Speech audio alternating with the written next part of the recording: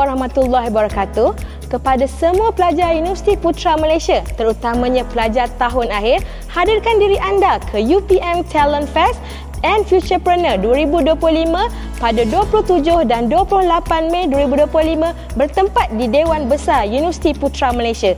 Ada pelbagai syarikat yang menanti anda untuk penempatan latihan industri dan juga kerjaya anda. Dan juga ada pelbagai aktiviti dan cabutan bertuah yang menarik menanti anda. Jadi, jangan lupa untuk hadir ke UPM Talent Fest and Futurepreneur pada 27 dan 28 Mei 2025 di Dewan Besar Universiti Putra Malaysia.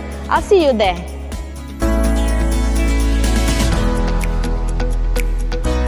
Assalamualaikum warahmatullahi wabarakatuh. Salam sejahtera, salam Wila VPM.